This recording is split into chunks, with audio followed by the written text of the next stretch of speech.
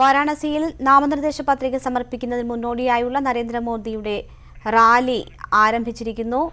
7 kilometre road ഷോയിൽ 150 കേന്ദ്രങ്ങളിലാണ് മോദിക്ക് സ്വീകരണം ഒരുക്കുന്നത്.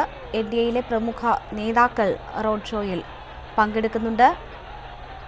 ഒരു ശക്തി പ്രകടനം എന്ന നിലയിൽ കൂടിയാണ് ഇത്തവണ നാമനിർദ്ദേശ പത്രികയ്ക്ക് മുന്നോടിയായുള്ള റാലി വിശേഷിപ്പിക്കപ്പെടുന്നത്. കെ പി അഭിലാഷ് വിവരങ്ങളുമായി ചേരുന്നു. അഭിലാഷ്, റാലി തുടരുകയാണ്, വിവരങ്ങൾ എന്തൊക്കെയാണ്?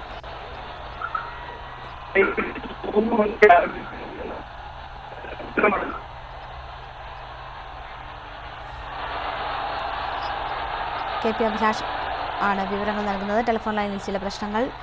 വാരണാസിയിൽ നാമനിർദ്ദേശ പത്രിക സമർപ്പിക്കുന്നതിന് മുന്നോടിയായുള്ള നരേന്ദ്രമോദിയുടെ റാലി പുരോഗമിച്ചുകൊണ്ടിരിക്കുകയാണ്. 7 കിലോമീറ്റർ റോഡ് ഷോയാണ് നടക്കുന്നത്. 150 കേന്ദ്രങ്ങളിൽ മോദിക്ക് സ്വീകരണം നൽകും. 7 മണിക്ക് റാലി അവസാനിക്കുമെന്നാണ് നേരത്തെ കരുതിയിരുന്നത്. എങ്കിൽ പോലും ഇപ്പോഴത്തെ സാഹചര്യത്തിൽ റാലി നീളും എന്നാണ് മനസ്സിലാകുന്നത്. വലിയ രീതിയിലുള്ള ശക്തി പ്രകടനമായാണ് പ്രധാനമന്ത്രിയുടെ റാലി വാരണാസിയിൽ നടക്കുന്നത്. കെ പി അഭിലാഷ് ചേരുന്നു. അഭിലാഷ്, വിവരങ്ങൾ.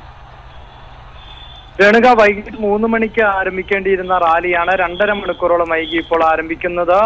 7 കിലോമീറ്റർ ആണ് റോഡ് ഷോയായി ഉള്ള റാലി. 150 സ്വീകരണ കേന്ദ്രങ്ങളും ഒരുക്കിയിട്ടുണ്ട്. അതുകൊണ്ട് തന്നെ റാലി ഏറെ വൈകി മാത്രമേ അവസാനിക്കുകയുള്ളൂ. മുസ്ലിം ഭൂരിപക്ഷ പ്രദേശങ്ങളായ മദൻപുര, സോനാപുര ഉൾപ്പെടെയുള്ള പ്രദേശങ്ങളിലും റാലി ഒരുക്കുകയും ചെയ്തിട്ടുണ്ട്. ഇങ്ങനെ ഈ സ്വീകരണ കേന്ദ്രങ്ങളിലെ സ്വീകരണങ്ങൾ ഏറ്റുവാങ്ങിക്കൊണ്ട് രാത്രി ദശാശ്വമേധ് ഘട്ടിലെ പ്രാർത്ഥനയിലും അദ്ദേഹം പങ്കെടുക്കുന്നുണ്ട്.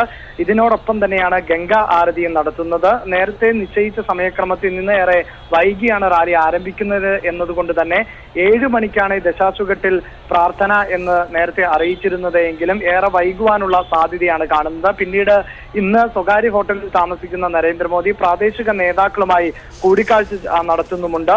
ഇത്തരത്തിൽ ആണ് ഇന്നത്തെ റോഡ് ഷോ പരിസമാപിക്കുന്നത്. നാളെ രാവിലെ 9 മണിക്ക് ബൂത്ത് തല പ്രവർത്തകരുമായി അദ്ദേഹം ആശയവിനിമയം നടത്തും. 1 മണിക്കൂർ നേരത്തെ ആശയവിനിമയ പദ്ധതിയാണ് ഉള്ളത്. അതിനുശേഷം ആയിരിക്കും പത്രികാ സമർപ്പണത്തിനായി അദ്ദേഹം പുറപ്പെടുക.